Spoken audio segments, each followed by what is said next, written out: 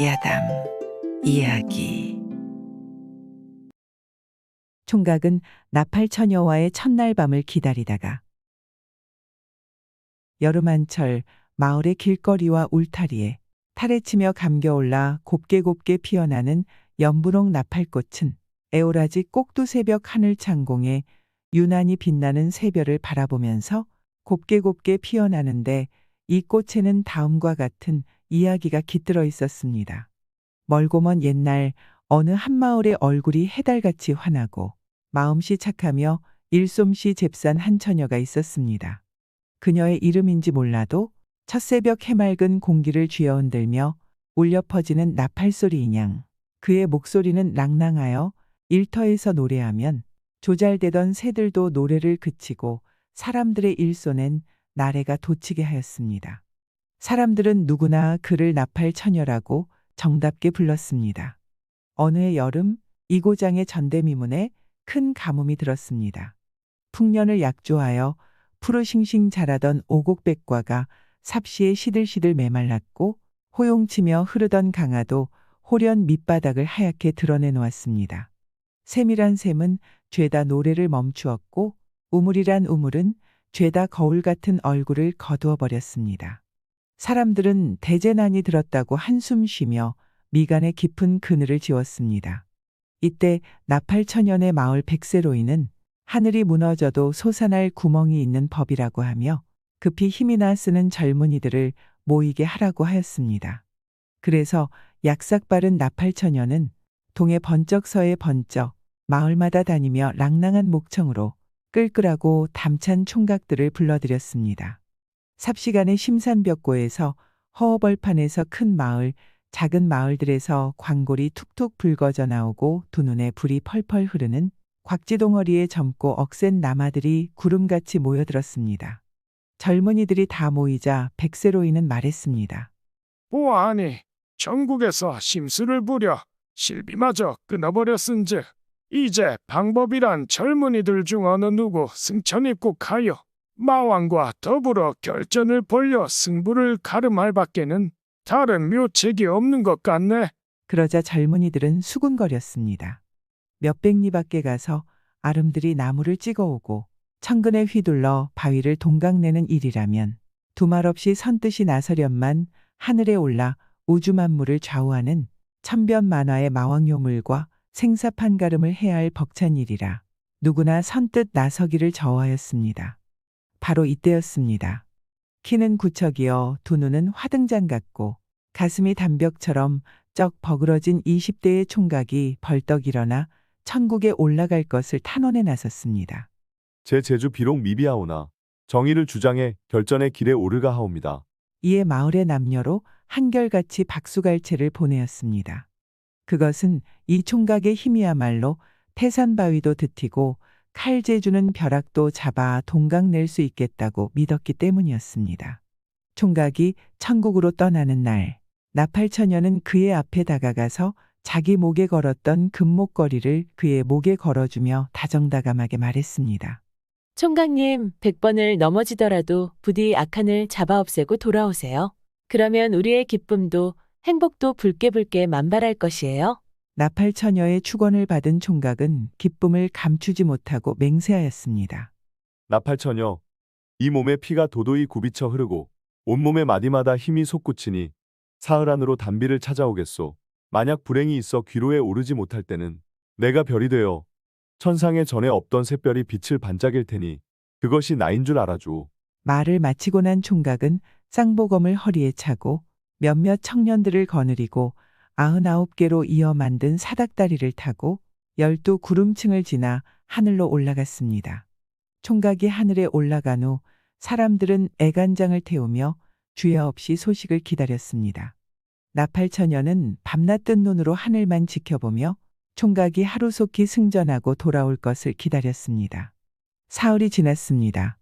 하지만 웬일인지 총각은 종무소식이었습니다. 꼭 무슨 일이 생긴 것만 같아요. 나팔처녀의 말에 백세로이는 말했습니다. 설마 불우한 일이야 생겼을라고. 사람들은 초조한 마음으로 기다렸습니다. 엿새가 된 날 새벽이었습니다. 10만 8천리 하늘에서 잘가잘가당 쇠소리가 간간히 들려오고 구름새로 빛발이 번뜩이었습니다. 그 소리 분명 칼과 칼이 맞부딪히는 소리요. 그 빛발 분명 일어 튕기는 불꽃이었습니다. 마을 사람들은 위구심을 가지고 다시 술렁거렸습니다. 엄마네도 일이 생긴 것 같다. 글쎄, 일이 순조로우면 언영 돌아왔을 텐데. 나팔처녀도 더 참지 못하여 백세로인을 찾아 애타는 심정을 피력했습니다. 로인님, 그이는 상기도 악마와 생사판가름을 하고 있는 게 아닐까요? 새소리가 나는 걸 봐서 싸움이 멋지 않은 것 같구나. 누가 천국에 올라가서 보는 게 상수일 것 같다. 그래서 사람들은 다시 모여 하늘에 오를 일을 의논하게 되었습니다. 누구도 선뜻 나서기를 꺼려하는 때 나팔처녀가 탄원에 나섰습니다. 제가 올라가겠습니다. 아니, 여자인 내가 그래요.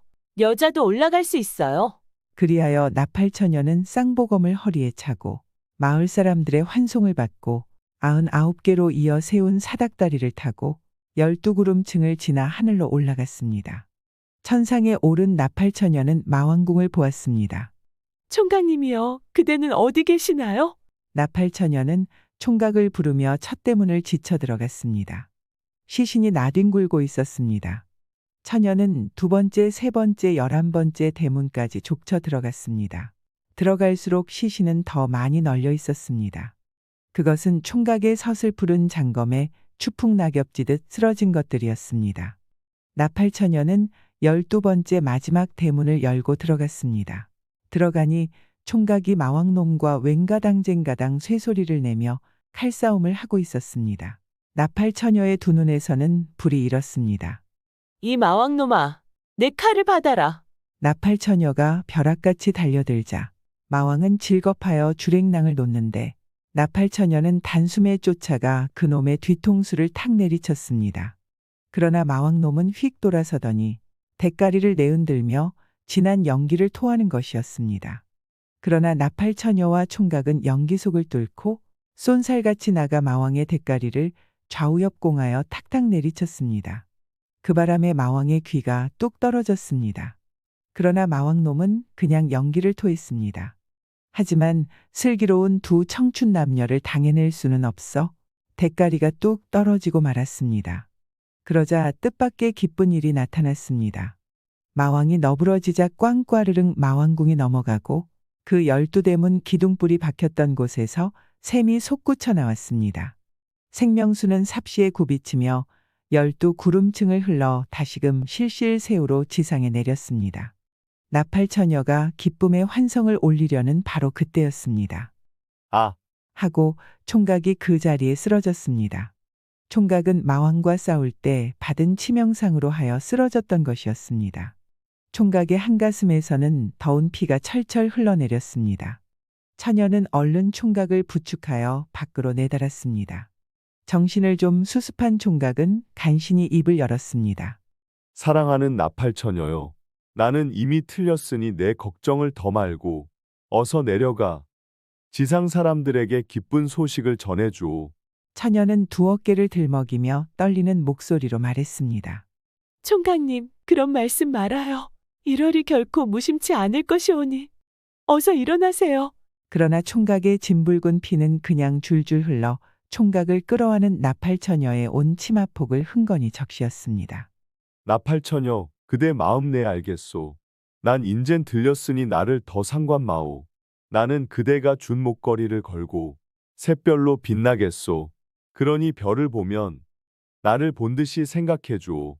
이렇게 말을 마친 총각은 처녀의 치마폭에서 미끄러져 내려 고요히 숨지고 말았습니다. 처녀는 숨진 총각을 다시 꼭 끌어안으려 했으나 총각의 싸늘해진 몸은 땅에서 떨어지지 않았습니다. 나팔처녀도 울다 울다 졸도해 그 곁에 쓰러지고 말았습니다. 이때 담비는 실실 끊임없이 내려 사람들은 너나 없이 환희에 들끓기 시작했으며 산천초목도 재생의 기쁨 속에 너울너울 춤을 추기 시작했습니다.